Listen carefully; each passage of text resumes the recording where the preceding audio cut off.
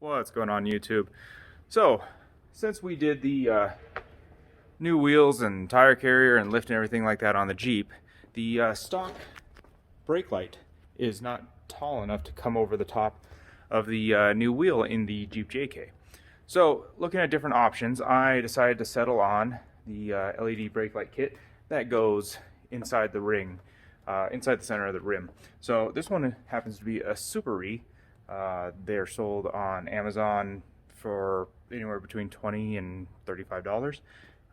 This one looks like it's made from China.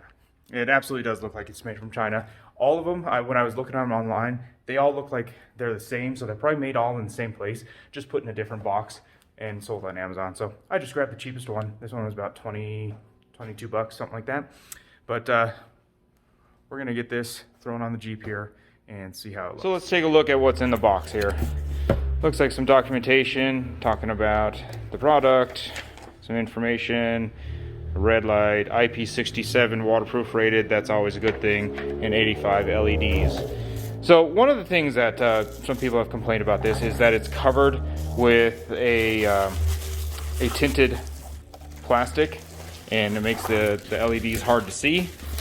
So here we can see that it is covered in a tinted plastic.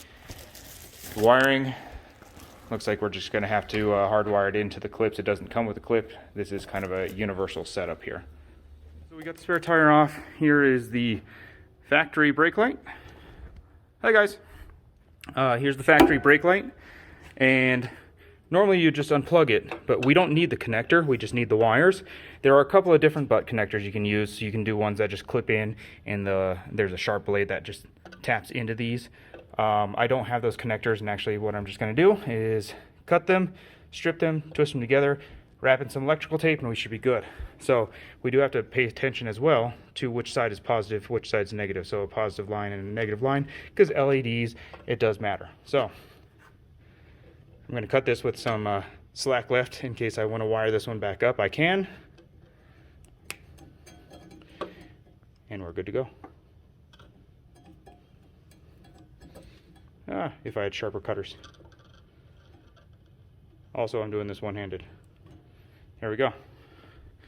It's cut off. Let's get this thing wired up. So I just put this up here and just put a couple of the lug nuts on there just so it doesn't fall off, so I can do the wiring. Okay, this is a universal bolt pattern here, so you're just gonna have to rotate it until it fits what you need, because this, I believe, will work for the TJs, the JKs. I believe it even goes up to the JLs because it all fits in.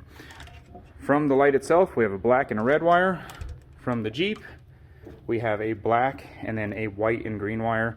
Black goes to black, red goes to the white, and it should be simple as that. So after you twist the wires together, you can wrap it in electrical tape. I wrapped each individual connection and then just wrapped the entire thing just to kind of protect a little more and prevent it from grounding. Other than that, you are just about done. So when you guys are doing your install, you'll probably want to cut off some of the extra slack.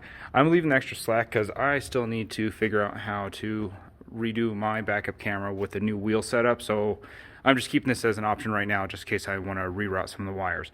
But definitely trim off some of the extra wires so you don't have a big old bundle of them here.